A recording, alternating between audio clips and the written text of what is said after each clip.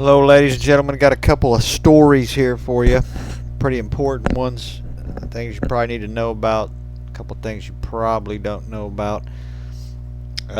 Very good video here. It's Jimmy Dore show. Massive western drought threatens life as we know it, and no one is talking about it. It's a very good article or video. It's 15 minutes long. Go check that out. You get a lot more information from the person that they interview on here.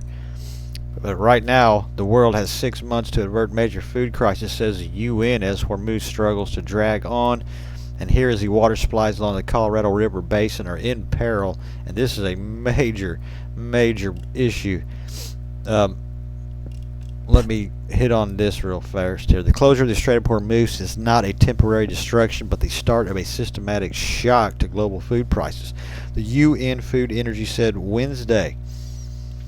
The closure of the Strait of Hormuz could trigger several global food price crises within 6 to 12 months unless governments act quickly, the Food and Agricultural Organization warned Wednesday. Decisions now by farmers and governments on fertilizers use, imports, financing, and crop choices will determine whether food prices spike later this year in the early 2027. Now remember that. This is all lining up around the same timeline. They start seriously thinking about how to increase the absorption capacity of countries, how to increase their resilience to this choke so that we start to minimize the potential impacts. This is all this shit is being done on purpose, by the way. I mean, they can easily solve all these problems with the Strait of Hormuz, but we're not.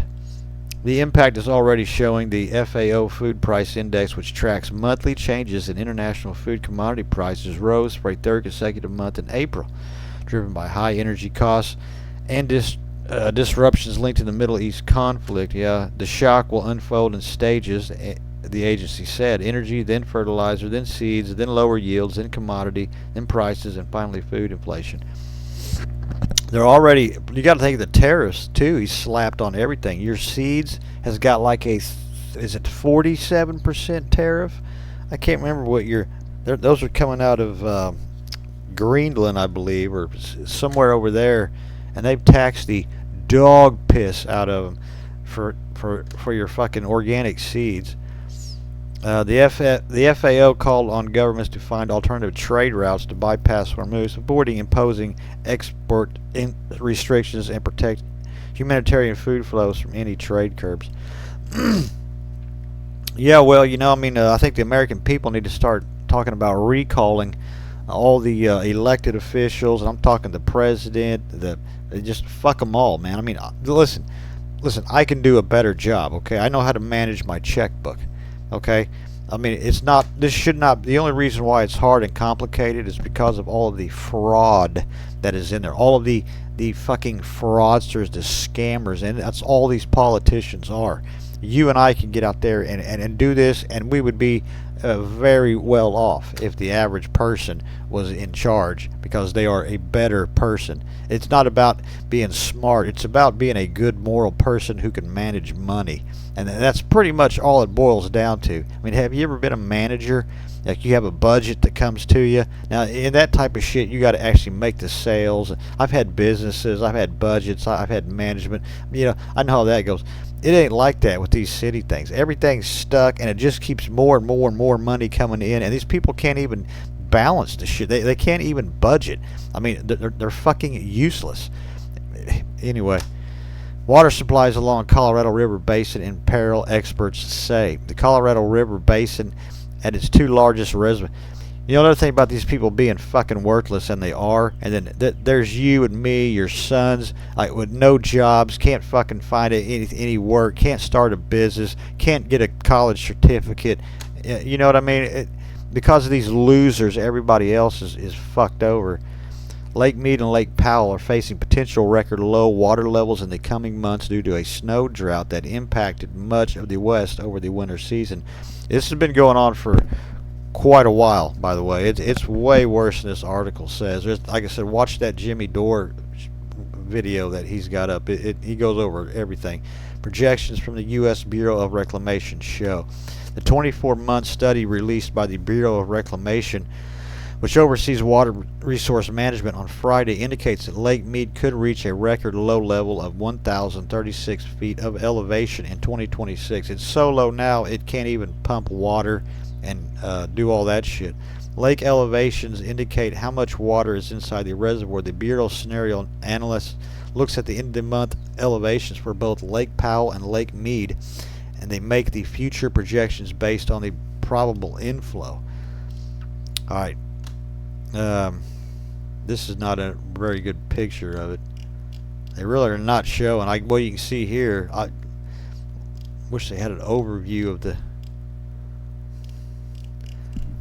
Anyway, apart from the actual water supplies, one of the biggest concerns for hydrologists is whether enough water remains in the reservoir to operate hydropower systems, and it's not. That they're not even telling you this part.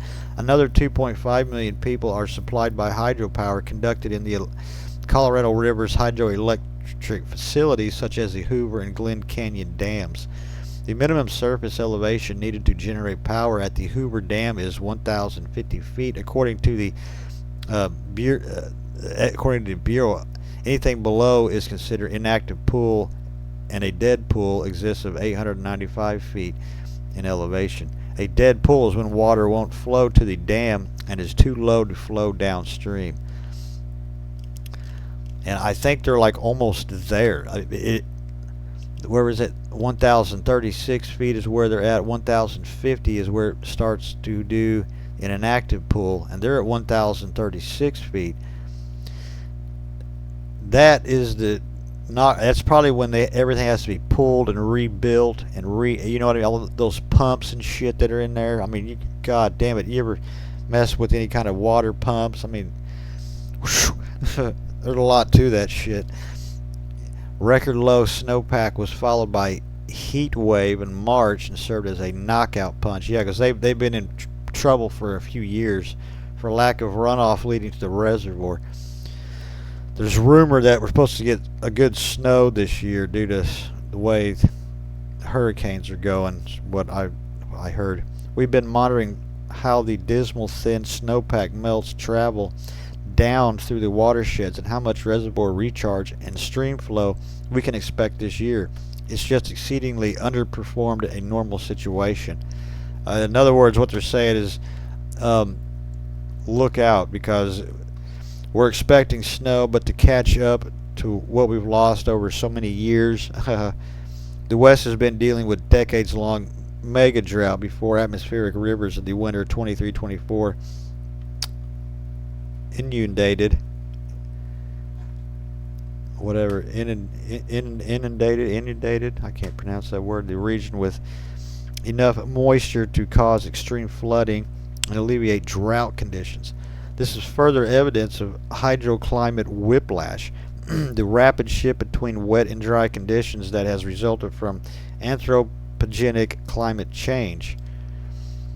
This is a multi-decade-old drought, and then on top of that multi-decade-old drought are impacts of climate change, which is predominantly translates into higher temperatures, more variable precipitation, and drier soils and higher demand, White said. The Colorado River system is integral for supplying water, power, and water to agricultural feeds and sustain the rest of the county. It supplies a whole bunch of states. The Colorado River is emblematic of what the entire West is seeing this year, with limited water supply and ramifications for hydropower generation, for irrigation, for water quality. Don't forget that all the data centers are sucking up all the aqua aquifer, everything underground, all the other water. I mean, I wonder how much of that's due to some of these data centers. But take that into consideration too. I mean, here we are talking about water droughts, all these problems that we're having, and there's your president backing data centers to build up his stock portfolio, man. I mean, it's getting ridiculous, guys. I mean, I'm kind of thinking like, something going to have to happen soon, in my opinion. Anyway, like, subscribe, help me out. Thank you.